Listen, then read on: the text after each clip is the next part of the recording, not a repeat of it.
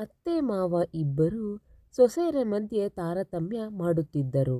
ಹೊನ್ನಯ್ಯ ಎಂಬ ಹಳ್ಳಿಯ ತುದಿಯಲ್ಲಿ ಒಂದು ಬಡಮನೆ ಇತ್ತು.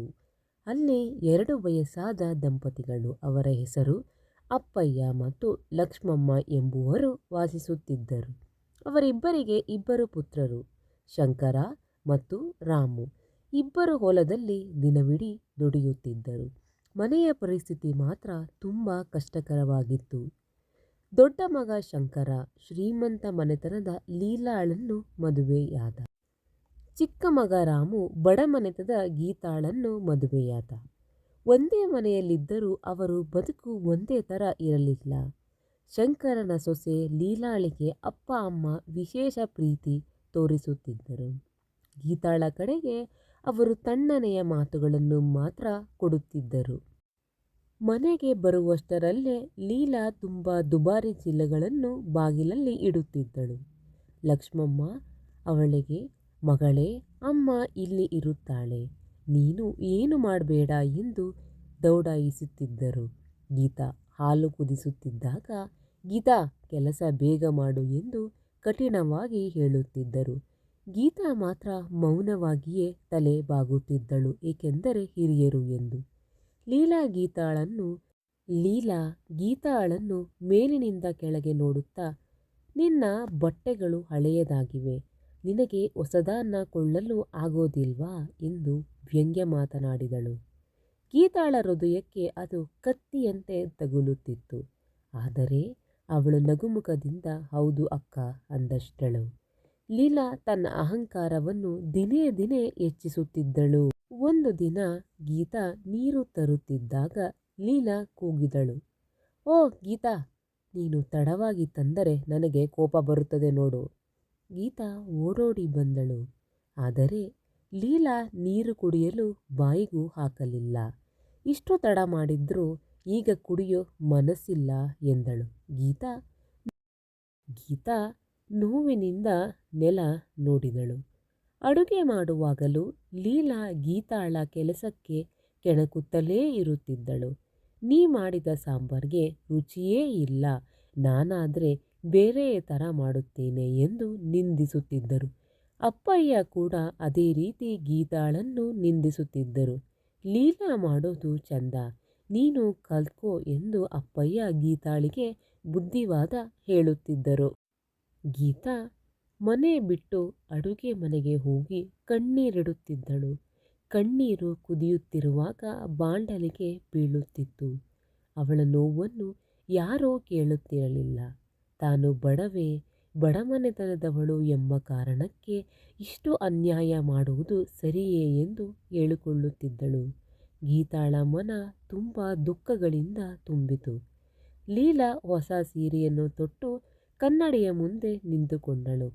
ಈ ಸೀರೆ ಬೆಲೆ ನಿನ್ನ 2 ತಿಂಗಳ ಖರ್ಚಿಗಿಂತ ಜಾಸ್ತಿ ಇರುತ್ತದೆ ಎಂದು ಗೀತಾಳನ್ನು ಕಟುಕವಾಗಿ ನೋಯಿಸುತ್ತಿದ್ದಳು. ಗೀತಾ ಬಟ್ಟೆ ಸುತ್ತಕೊಂಡು ಮುಚ್ಚಿಕೊಂಡು ನಿಂತಳು. ನನಗೆ ಬಟ್ಟೆಯ ಬೆಲೆಯಲ್ಲ, ಮೌಲ್ಯ ಮುಖ್ಯ ಎಂದು ಮನದಲ್ಲಿ ಯೋಚಿಸುತ್ತಿದ್ದರು. ಆದರೆ ಹೊರಗೆ ನಗುವನ್ನೇ ತೋರಿಸುತ್ತಿದ್ದಳು. ಶಂಕರ ತನ್ನ ಹೆಂಡತಿಯನ್ನು ತಲೆ ಮೇಲೆ ಕೂರಿಸಿಕೊಂಡು ಬಿಟ್ಟಿದ್ದ. ರಾಮು ಗೀತಾಳ ನೋವನ್ನು ನೋಡುತ್ತಿದ್ದರೂ ಏನೂ ಹೇಳಲಾಗುತ್ತಿರಲಿಲ್ಲ, ಏಕೆಂದರೆ ಅಪ್ಪ ಅಮ್ಮ ಯಾವಾಗಲೂ ಲೀಲಾಳ ಪರವಾಗಿಯೇ ಮಾತನಾಡುತ್ತಿದ್ದರು. ನೀನು ನನ್ನ ಜೊತೆ ಇದ್ದಿರು ಸಾಕು ಎಂದು ರಾಮು ಸಾಂತ್ವನ ಹೇಳುತ್ತಿದ್ದ. ಆದರೆ ಗೀತಾಳ ನೋವು ಆ ಮಾತಿಗಿಂತ ಎತ್ತರವಾಗಿತ್ತು. ಮನೆಯೊಳಗೆ ಅವಳಿಗೆ ಕನಿಷ್ಠ ಗೌರವವೂ ಸಹ ಇರಲಿಲ್ಲ. ಒಂದು ದಿನ ಹಳ್ಳಿಯಲ್ಲಿ ದೊಡ್ಡ ಹಬ್ಬಕ್ಕೆ ಸಿದ್ಧತೆ, ಅಡುಗೆ, ಸ್ವಚ್ಛತೆ, ಅತಿಥಿ ಸಿದ್ಧತೆ ಎಲ್ಲವನ್ನೂ ಗೀತಾಳೇ ಮಾಡಬೇಕಾಗಿತ್ತು. ಆದರೆ ಲೀಲಾ ಮಾತ್ರ ನಗುತ್ತಾ ಫೋನ್ನಲ್ಲಿರೋ ಫೋಟೋ ತೆಗೆಸಿಕೊಳ್ಳುತ್ತಿದ್ದಳು. ಇಂತಹ ಕೆಲಸ ನನಗಾಗಲ್ಲ ಎಂದು ಹೇಳುತ್ತಾ ಸಮಯ ಕಳೆಯುತ್ತಿದ್ದಳು. ಲಕ್ಷ್ಮಮ್ಮ, ಲೀಲಾ, ನೀನು ನಿಂತರೆ ಸಾಕು ಮಗಳು ಎಂದಲೂ ಸಪೋರ್ಟ್ ಮಾಡುತ್ತಿದ್ದಳು. ಊಟಕ್ಕೆ ಸಮಯವೇ ಸಿಗಲಿಲ್ಲ ಗೀತಾಳಿಗೆ. ಅತಿಥಿಗಳು ಬಂದು ಊಟ ತುಂಬ ರುಚಿಯಾಗಿದೆ ಎಂದು ಹೇಳಿದರು. ಆದರೆ ಲಕ್ಷ್ಮಮ್ಮ ತಕ್ಷಣ ನಮ್ಮ ಲೀಲಾ ಮಾಡಿದ್ದಾಳೆ ಎಂದರು. ಗೀತಾಳ ಇದನ್ನು ಕೇಳಿ ಹೃದಯ ಚೂರು ಚೂರು ವಂತಾಯಿತು. ಲೀಲಾಗೆ ಆ ಮೆಚ್ಚುಗೆಯು ಬಂದರೂ ಅವಳು ಗೀತಾಳನ್ನು ನೋಡಿ ಚಳಿ ನಗೆಯಿಂದ ಹಿಂದೆ ನೋಡಿಕೊಂಡು ನಿಂತಳು. ಎಲ್ಲ ಕೆಲಸ ನೀನೇ ಮಾಡಿಲ್ವಾ, ಆದರೂ ಪ್ರಶಂಸೆ ನಾನೇ ಪಡೆಯುತ್ತೀನಿ ಎಂದು ಅಹಂಕಾರದಿಂದ ಹೇಳಿದರು. ಇದೇ ಸಮಯದಲ್ಲಿ ಲೀಲಾ ಅತಿಥಿಗಳಿಗೆ ಪಲ್ಯ ತರುತ್ತಿದ್ದಾಗ ಜಾರಿ ಬಿದ್ದಳು. ಬಿಸಿ ಪಲ್ಯ ಅವಳ ಕೈಗೆ ಬಿದ್ದಿತು. ಅವಳು ನೋವಿನಿಂದ ಕಿರುಚುತ್ತಿದ್ದಳು. ಯಾರು ಓಡಿ ಬಂದರೂ ಗೀತಾ, ಅಕ್ಕ ಏನಾಗಿದೆ ಎಂದು ಕಾಳಜಿಯಿಂದ ಕೇಳಿದಳು. ತಕ್ಷಣ ಮಜ್ಜಿಗೆ ತಂದು ಕೈ ತಣ್ಣೆಸಿದಳು. ಗಾಯಕ್ಕೆ ಹಸುವಿನ ತುಪ್ಪ ಹಚ್ಚಿದಳು. ಇಷ್ಟು ನೋವಾಗುತ್ತಿದೆಯೇ ಎಂದು ನಿಜವಾದ ಕಾಳಜಿ ಆರೈಕೆ ಮಾಡಿದಳು. ಲೀಲಾ ಅದನ್ನು ನೋಡಿ ಮೌನವಾಗಿದ್ದಳು. ಗೀತಾಳ ದಯೆ ಅವಳ ಅಹಂಕಾರ ಹೊಡೆದು ನೀಡಿತು. ಅತಿಥಿಗಳು ಕೇಳಿದರು, ಯಾರು ಈ ಗೀತಾ? ತುಂಬ ಒಳ್ಳೆಯವಳು ಎಂದು ಕಾಣುತ್ತಾಳೆ. ಅಪ್ಪ ಅಮ್ಮನ ಕಣ್ಣುಗಳು ಗೀತಾಳ ಕಡೆ ಹೋಗಿ ನಿಂತವು. ಅವಳು ಒಂದೇ ಕ್ಷಣದಲ್ಲಿ ತಮ್ಮ ತಪ್ಪನ್ನು ಅರಿತುಕೊಂಡರು. ನಾವು ತಪ್ಪಾಗಿ ವರ್ತಿಸಿದ್ದೇವೆ ಎಂದು ಮನಸ್ಸಿನಲ್ಲಿ ನೋವು ಹೆಚ್ಚಿಸಿತು. ಲಕ್ಷ್ಮಮ್ಮ ಗೀತಾಳನ್ನು ಕರೆದುಕೊಂಡು ಬಂದರು. ಮಗಳೇ, ನೀನು ನಮ್ಮ ನಿಜವಾದ ಗೃಹಲಕ್ಷ್ಮಿ ಎಂದು ಹೇಳಿದರು. ಗೀತಾಳ ಕಣ್ಣಿನಲ್ಲಿ ನೋವು, ಸಂತೋಷ ಎಲ್ಲವೂ ಮಿಶ್ರವಾಗಿತ್ತು. ಅಪ್ಪಯ್ಯನವರು ನಮ್ಮ ಮನೆ ನಿನ್ನಿಂದಲೇ ನಡೆದಿದೆ ಎಂದು ಒಪ್ಪಿಕೊಂಡರು. ರಾಮು ಹಸನೆಯಲ್ಲಿ ತನ್ನ ಹೆಂಡತಿಯ ಕೈ ಹಿಡಿದ. ಲೀಲಾಗೆ ತನ್ನ ತಪ್ಪು ಅರಿವಾಯಿತು. ಲೀಲಾ ಗೀತಾಳ ಬಳಿ ಬಂದು, ನನ್ನ ಅಹಂಕಾರಕ್ಕೆ ಕ್ಷಮಿಸು, ನೀನು ನನಗಿಂತ ದೊಡ್ಡವಳು ಮನಸ್ಸಿನಲ್ಲಿ ಎಂದಳು. ಗೀತಾ ನಗುತ್ತಾ ಅವಳ ಕೈ ಹಿಡಿದಳು. ಅಕ್ಕ, ಮನೆ ಅಂದರೆ ಒಗ್ಗಟ್ಟು ಎಂದಳು.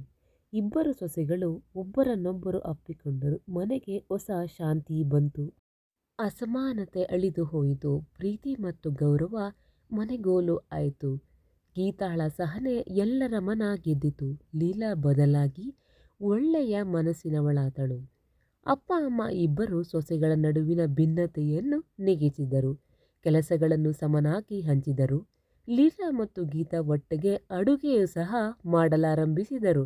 ಇದೇ ಈ ಕಥೆಯ ಮುಖ್ಯ ವಿಷಯವಾಗಿದೆ.